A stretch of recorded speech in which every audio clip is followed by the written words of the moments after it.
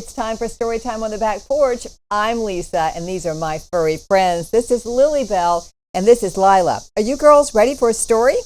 Well, today's story is about using your imagination, and Max really knows how to do that. The name of the book, Where the Wild Things Are, and the pictures and the story is written by Maurice Sendak. Let's find out about these wild things that Max imagines. The night Max wore his wolf suit and made mischief of one kind and another, his mother called him Wild Thing, and Max said, "I'll eat you up." So he was sent to bed without eating anything. That very night, in Max's room, a forest grew. And grew, and grew, until his ceiling hung with vines and the walls became the world all around. And an ocean tumbled by with a private boat for Max, and he sailed off through the night and day. And in and out of weeks, and almost over a year, to where the wild things are.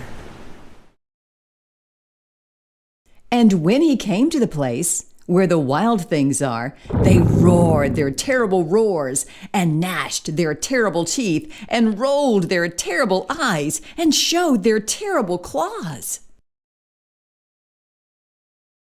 Till Max said, "Be still," and tamed them with the magic trick of staring into all their yellow eyes without blinking once, and they were frightened and called him the most wild thing of all,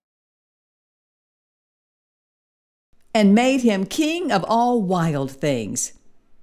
"And now," cried Max, "let the wild rumpus start."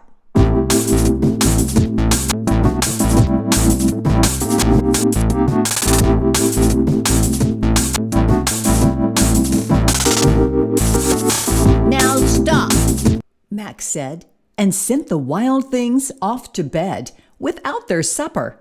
And Max, the king of all wild things, was lonely and wanted to be where someone loved him best of all. Then all around from far away across the world, he smelled good things to eat, so he gave up being king of where the wild things are. But the wild things cried, "Oh, please don't go. We'll eat you up. We love you so." And Max said, "No." The wild things roared their terrible roars, and gnashed their terrible teeth, and rolled their terrible eyes, and showed their terrible claws. But Max stepped into his private boat and waved goodbye, and sailed back over a year, and in and out of weeks, and through a day, and into the night of his very own room, where he found his supper waiting for him. And it was still hot. Do you sometimes act like a wild thing? Well, Max sure did. He ended up getting supper anyway. Where the wild things are, that's our story today. So glad you joined us. Hope you'll join us again right here for Story Time on the Back Porch. Please don't forget to subscribe.